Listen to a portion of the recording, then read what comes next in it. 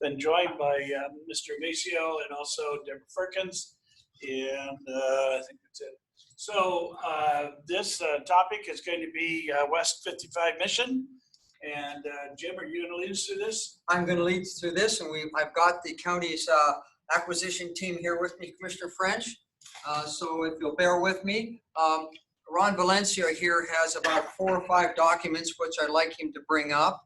And then I'd like to introduce Deborah Firkins, of course. Everyone knows Deborah. And of course, Jim Kaufman, the Chief Deputy, Civil Deputy, has been working on this project with me. The purpose of this meeting is for the Board of County, excuse me, Gil, I apologize. That's You're okay. also here. That's okay. The purpose of this particular meeting is to update the Board of County Commissioners on the acquisition of the 55 West Mission property. And it is particularly important because under the purchase and sale document, which the county has signed with the Spokane Housing Authority, in the event the county wants to terminate that particular document, we have to do it within a certain time frames. And so what I have prepared for the Board of County Commissioners consideration, I'd like to just show you the documents first. Thank you, Ron. The first document is the document we have on the screen.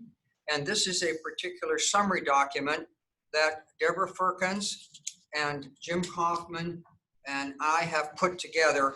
And this particular document addresses various issues that the county determined in conjunction with reviewing the title report. It also addresses, if I could go to page 2, Mr. Valencia, certain issues which the county found out in conjunction with our due diligence. And the due diligence issues, board members, are identified on page 2 of this document as 4, 5, and 6. If I could now have Mr. Valencia go back to page 1 of this document, and then I hope we can move to some of the pictures that we have for the document. In conjunction with doing our title report, Deborah Firkins noted that the roof of the building on the West 55 mission, if we could go to that picture, Ron.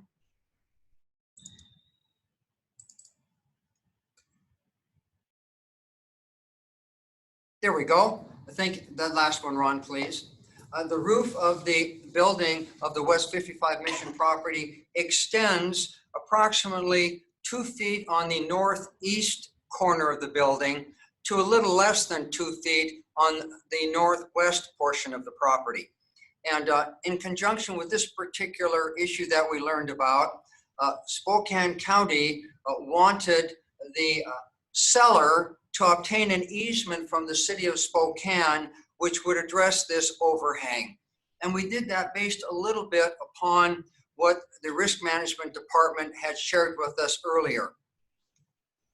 The seller indicated they'd be more than happy to work with the county to obtain a license or permit from the city. Deborah Firkins had a conversation with the city. They are not willing to give the Spokane County an easement for the 2-foot overhang, but they are willing to process a license or permit agreement. So with respect to that particular issue we noted, there's no way we can get an easement. There's the only thing we can get is a license. And I will address at the end of talking about all 3 of these things, what Spokane Housing Authority will do to facilitate that. Jim, for the benefit of my fellow commissioners, can you explain the difference between an easement and a license agreement, or specifically the limitations available on a license agreement with the city? Well, thank you, Chairman French. That was an issue which was of concern to your negotiating team. Of course, an easement is something of record signed by the parties. It's on the title report, and it's generally speaking cannot be terminated at will. It runs with the property. On the other hand, a license agreement or a permit is usually revocable at will or at the discretion of the grantor, and it doesn't necessarily run with the property. And of course, in this case, because of the eaves overhanging, we wanted an easement to protect our interests. Now, I would indicate that you ask yourself, well, how does this happen? Well, and Ms. Firkins talking with the city of Spokane, they indicated that this does happen with some frequency, but the city doesn't usually give easements. All they give are license or permit. So Commissioner French, the license or permit, terminable at will, doesn't run with the land. The second issue which we noted in the title report, and Ron, Mr. Valencia, if you could go back to the summary for a moment.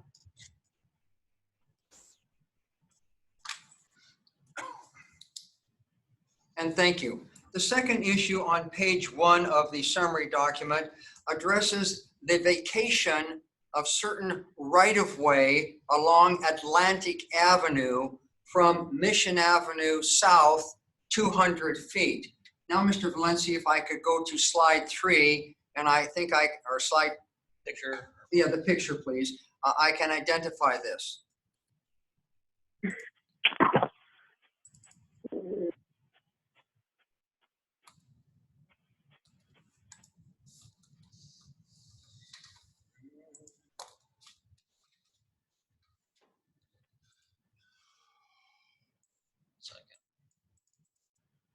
And these are pictures, for the most part, which were taken by the county's appraiser. There we go, back one, please. No, one farther back. These are pictures, no, the other one. These are pictures which were taken, one more, by Deborah Firkins. There we go. Some time ago, as I indicated, the owner of the property made a request to the city of Spokane to vacate 12.5 feet of property running from Mission Avenue south along Atlantic Street. And you'll see the vacated right-of-way here, which did take place. The reason this property was vacated is because it provides stormwater runoff for the building which is located on the property. When Ms. Firkins did her review, she determined that this actually, instead of being 12.5 feet, should have been an additional 2 feet or 14.5 feet. And the reason this needed to be an additional 2 feet is because the actual grass area, as well as the cement issue at the end of it, is in 14.5 feet, not 12.5 feet.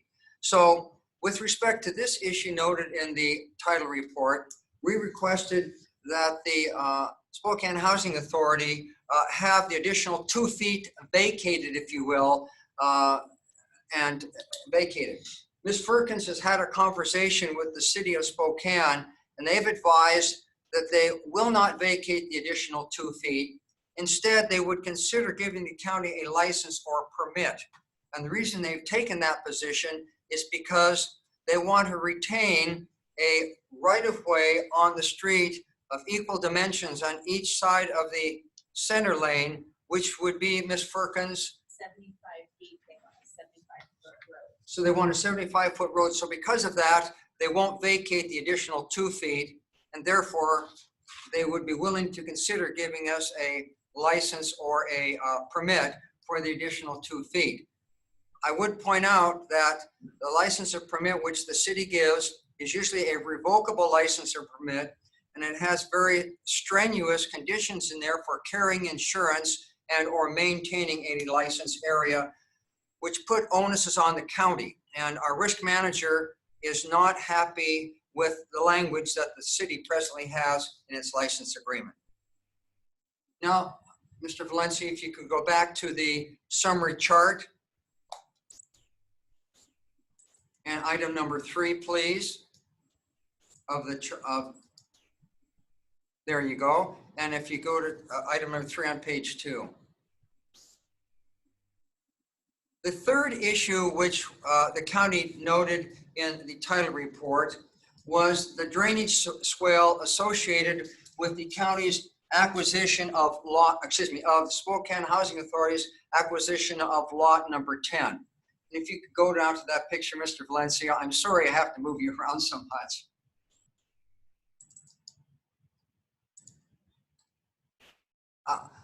this one would work, and then we'll go to another one. The particular building we're purchasing from Spokane Housing Authority is located on lots 10, 12, 13, and 14. There's a parking lot on lot 11, and then lot number 10, there's also a parking lot on. And when Spokane Housing Authority purchased lot 10, they drain all the drainage from lot 10 into the property which is in green, located west of the lot number 10. And that's a right-of-way drainage swale. And the Spokane Housing Authority does not own the property identified in green. Instead, they have a revocable permit from the city of Spokane, which allows them to put the drainage from lot 10, which is a parking lot, into that drainage swale. And Mr. Valencia, if you could show that picture again, that would be very helpful to identify this particular area.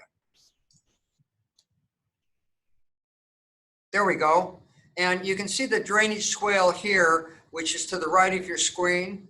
And all the drainage from the parking lot. Mr. Valencia, if you could just move your cursor over there, the parking lot, the parking lot right up, keep going to your right if you wouldn't mind.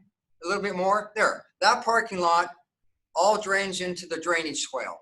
And unlike the property immediately north of this, where Spokane Housing Authority vacated the right-of-way and they use that as a drainage swale, in this particular area, no one has made a motion to vacate the right-of-way. Instead, they have a revocable license from the city of Spokane to use this drainage swale for the parking lot. When Spokane County learned of this and the language within the revocable permit, we requested that the Spokane Housing Authority vacate this particular right-of-way, and so that it would become, so Spokane Housing Authority would become the owner. Deborah Firkins has a conversation with the city of Spokane. They are willing to consider an application to vacate this particular right-of-way. They've advised that it could not be completed until February of next year. They've shared with Ms. Firkins that the cost to vacate it, the application fee is approximately $400, and if it were successfully vacated, they would charge $8 per square foot for the vacation of this right-of-way. So assuming an application were made to vacate the right-of-way and the city of Spokane granted it, the total cost associated with the vacation would be around $5,000, generally speaking. Now, I want to stop here for a moment. So we've talked about the issues with regard to the title report. And I want to share with you that Ms. Firkins and Mr. Kaufman and I had a very fruitful meeting with the Spokane Housing Authority. Their attorney was there, as well as Mr. Jennings. As a result of that meeting, the Spokane Housing Authority attorney sent me follow-up communication with respect to what they would do to address these three items. And what they indicated is that they would assist Spokane County in preparing the necessary applications to vacate the property with regard to this third item, to obtain an license agreement with regard to the overhang on the street, and also potentially to assist us in getting a permit for the additional 2 feet. They would set aside $5,000 from the purchase price to be placed in escrow, which the county could look to satisfy the discrepancies which I've just talked about. And this amount of money would remain in escrow past the closing date, which is presently October 30th, through the next year.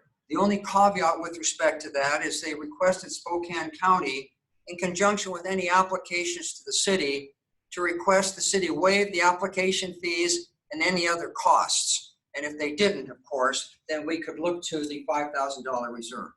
So with respect to this first group of issues that Spokane County, I noted, Spokane County has the right, after considering the responses from the seller, to terminate the purchase and sale agreement on or before, I think the date is tomorrow, the 22nd, I believe, of October, 21st. Now, Ron, if you could go back to the chart. In addition to being able to terminate the purchase and sale agreement based upon the seller's responses to the buyer's notices, which we've talked about, Spokane County has also performed a due diligence in conjunction with the property. And under the purchase and sale agreement, we have the ability to terminate the purchase and sale agreement 10 days prior to the closing date for anything we notice in the due diligence, and we can terminate at our sole discretion. In conjunction with our due diligence, we've done three things. Number one, Perkins had a phase 1 environmental site assessment done for the property, and we received notification from our consultant that there were no environmental concerns that he felt we needed to be concerned about from the exterior of the property. Number two, we had an assessment done, an asbestos assessment done of the building. And the asbestos consultant came back and he identified that in the basement of the building, there was glue used to affix the carpet to the floor, and the glue had some asbestos associated with it. So we have requested and guesstimate of the cost of asbestos removal. And Gil, Mr. Halbert, can you share us what you project that cost to be? The quote came in at a little over $8,000, and that did not include the permit, so I'm thinking it's going to be right around $9,000.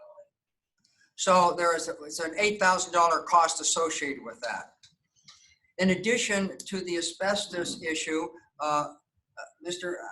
Halbert did an examination of the roof, and it was his opinion that there was substantial deferred roof maintenance, and there would have to be a complete tear off of the roof within as early as a 5-year time frame. Based upon the expenses the county's incurred with other similar roofs, we have determined that it will cost approximately $180,000 for a complete roof tear off and to put on a new roof. Gil, did I accurately state that? Yes. So the due diligence has addressed both those items. Now, and again, the county commissioners, as a result of our due diligence, has the legal ability to terminate the purchase and sale agreement 10 days prior to the closing date, which is October 30th. I want to just stop here for a moment and address the roof issue. The county has concluded that we believe it will cost approximately $180,000 to do a complete tear off and a new roof.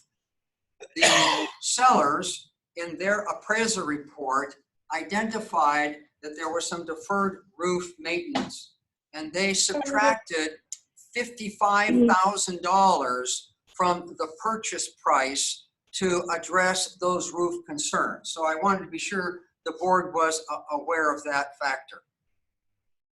The final issue which I want to address with the board is the buyer's disclosure statement, which was submitted to the county last week. And in conjunction with the buyer's disclosure statement, if there's anything in the disclosure statement on the property that the buyer does not like, they have the right to terminate the purchase and sale agreement on 7 business days notification. I did receive the seller's disclosure statement last Wednesday. In the seller's disclosure statement, they did identify some of the issues which were noted in the title report, which I've talked about. They did further address some of the roof repairs that I've talked about, and they indicated that they were unaware of any environmental issues, i.e. asbestos, as the case might be. So, board members, those are the issues which I'd like to draw to your attention. Again, we've got issues in the title report, which we've talked about, dealing with the right-of-way and the overhang. We've got issues with respect to the due diligence, dealing with the roof and the asbestos. And we have issues dealing with the seller's disclosure statement, which identify roof issues and other issues. If the board has any questions, Deborah, Jim, and Gil and I are to address those questions. Okay, so Commissioner Kearns, Commissioner Cooney, any questions that you might have? Doesn't look like it. Commissioner Cooney. No, I think I understand what Jim's saying, that there's issues surrounding this that we need to think through and determine our course of action. Again, and one of the reasons I'm here today is not only to update you, but the purchase sale agreement has these certain timeframes, which if the board decides to trip, we would need to get a letter to the Spokane Housing Authority if we want to terminate the purchase and sale agreement on any or all of the three bases which we've talked about today. I have not asked Ms. Gridall about the costs of the purchase of the property, but I think previously I'll remind the board that we waived the CARES contingency in conjunction with the purchase of the property. And that simply means that we can't use the cost of the property or the funding of the property as any basis for terminating the purchase and sale agreement. We have had our appraisals done on the piece of property, and I have advised the Spokane Housing Authority that I need to share this information with the board in open session.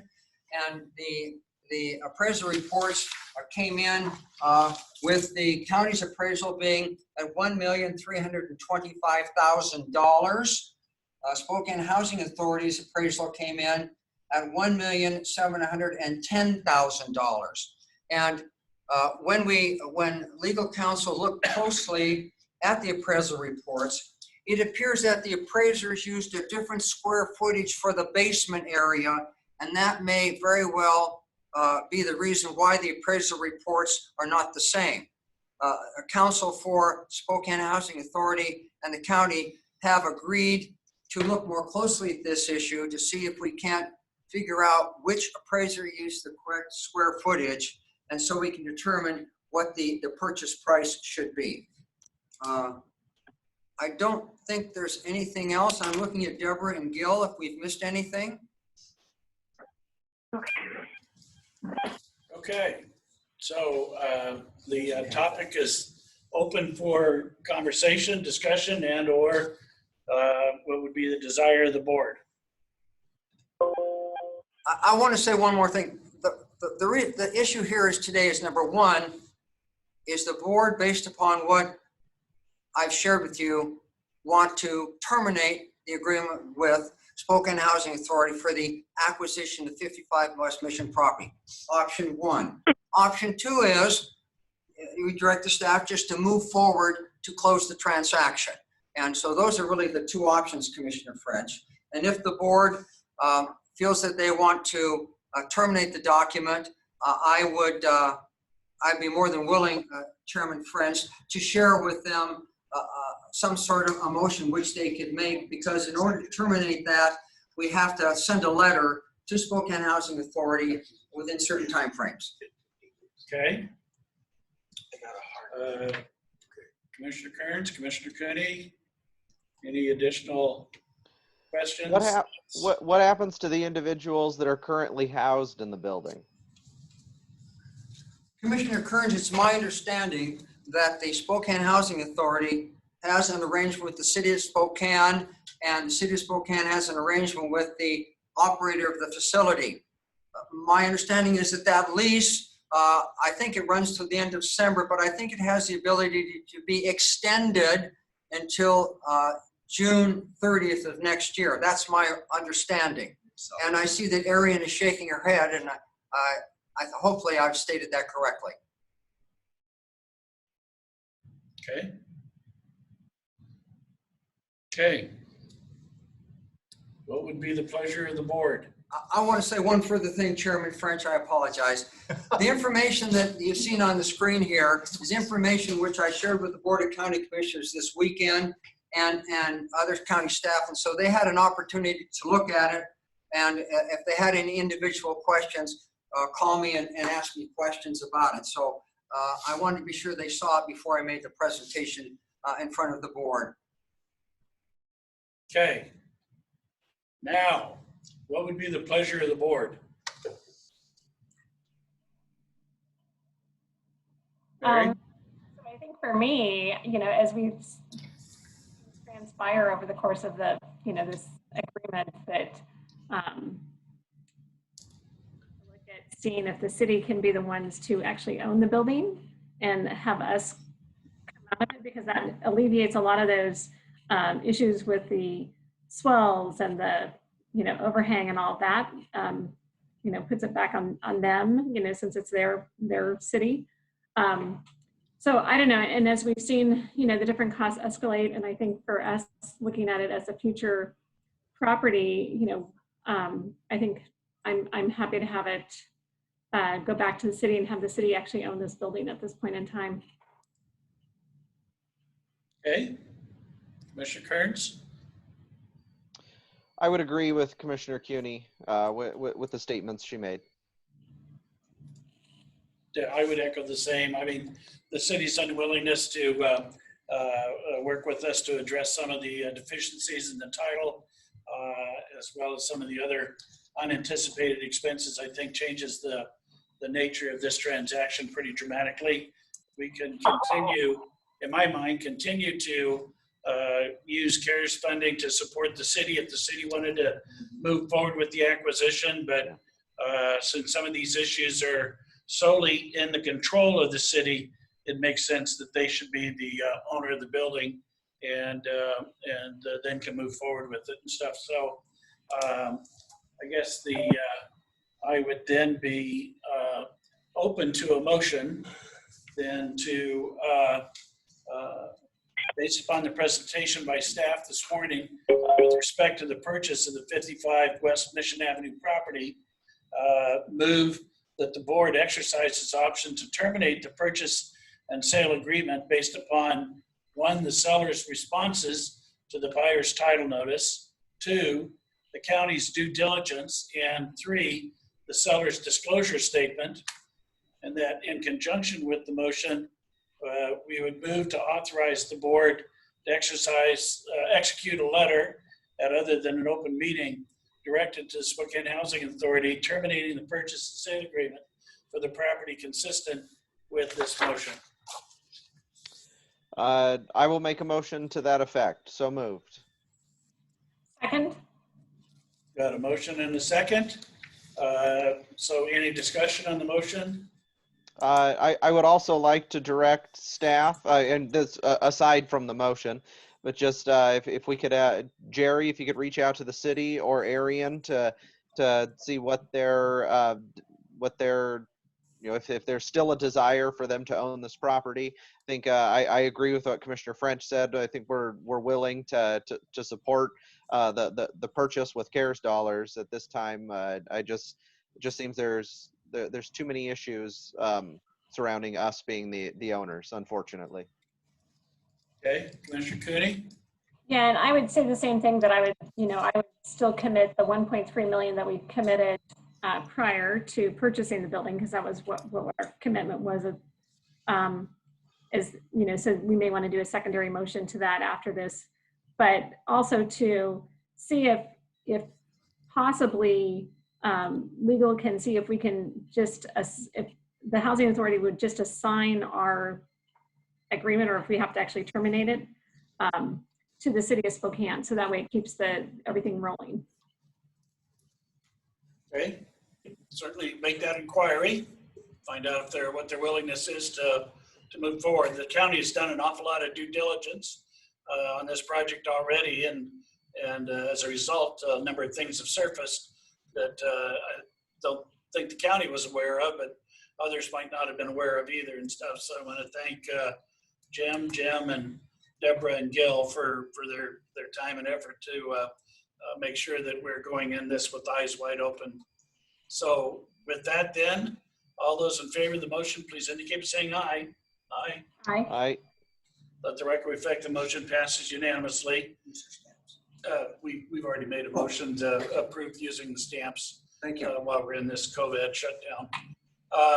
Okay, very good. Any other business that we've already dealt with miscellaneous matters? Is there any other business? So Mr. Chair, so I think though we already allocated the additional cost overruns prior, but so since we're now not going to purchase the building, would we want to provide CARES, the 1.3 million of CARES dollars, and allocate that to the city so they can move forward with the purchase? Certainly do that now if you'd like. If that's the will of the board, you bet. I think it would just be nice to show that it's our intent that we still want them to move forward with it, just because we're not. Okay. What's your thoughts, Josh? Yeah, no, I'm fine with that. So that would be the 1.3, the 700,000 that was going to Cannon, but then did we also allocate additional funds specifically to the 55 West Mission? And I don't remember what the dollar amount was. Commissioner, this is Carrie.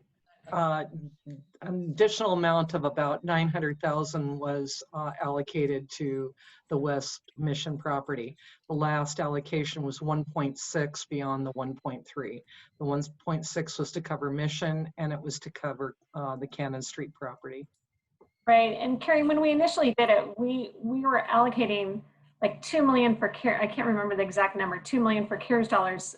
Most of some of that was going to the city for the renovations, but the 1.3 is staying with us. And so that's where I'm thinking we need to allocate that now to the city. Commissioner, I think the 1.6 was allocated totally to the city. Right, that was the additional, but Right. our first request was a little over 2 million. I can't remember the number exactly now. Yeah, it was 1.3 plus the 700,000 for the Right. for the remodel of the two properties. That 700,000 was increased, I think, 2 weeks ago from 700,000 to 1.6. So there was totally allocated to this project between the purchase and the remodel of both the 55 West Mission plus Cannon 2.9. Okay. Correct. So we would just need to allocate the 1.3 to the city of Spokane to go towards purchasing the building. Yes. Correct, Commissioner. At this point, yes. Okay.